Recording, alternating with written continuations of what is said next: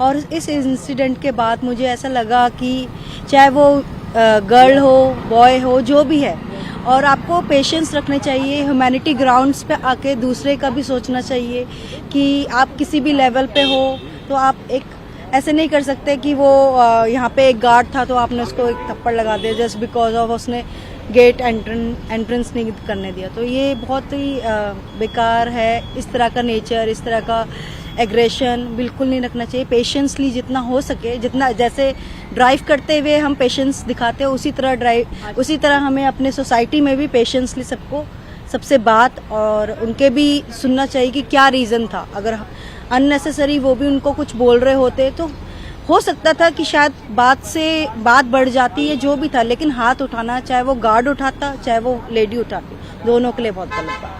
तो यही है कि लोगों का कॉम्पिटिशन्स बहुत ज़्यादा आ गया है। मेनली ये है अपनी पोस्ट का भी थोड़ा सा गुरूर रहता है, तो इसलिए हाँ ईगोइस्टिक हो गए हैं लोग।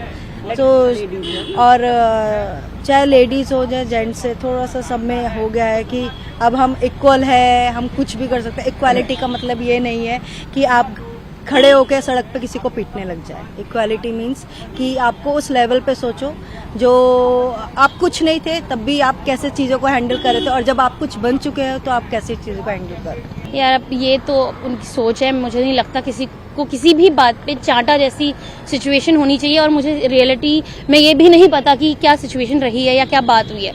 कभी कभी ऐसा होता है कि गार्ड्स, मैं किसी को एग्जैक्टली नहीं बोलती कि उसने क्या कहा था, ठीक है, चांटा मारना बहुत वो होती है कि किसी को आप ऐसे डायरेक्ट नहीं मार सकते। अब क्या सिचुएशन थी, कैसी सिचुएशन में कहीं, ये सिर्फ एक ये बात होती है कि आपको गुस्सा आ गया, उसने आपका काम नहीं किया, उस पर मारना एक अलग बात होती है। हो सकता है कि उसने ऐसा किया कि शायद वो बेरेबल नहीं था, मे भी हो सकता है।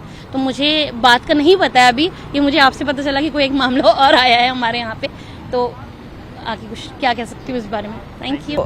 सुन के अच्छा तो नहीं लगता है बिल्कुल भी। लेडीज को आजकल इतनी ज़्यादा इगोइस्टिक क्यों हो रही हैं ये नहीं समझ में आ रहा है। मे बी सब कमाऊ हैं, इंडिपेंडेंट हो गई हैं, शायद यही कारण होगा इतना ईगो आने का, और क्या हो सकता है। बाकी कुछ कहीं पे सुना ड्रिंक करा हुआ लेडीज ने, वो उसको सोशल वो मान रही हैं, आजकल स्टेटस सिंबल मान रहे हैं, जो भी है।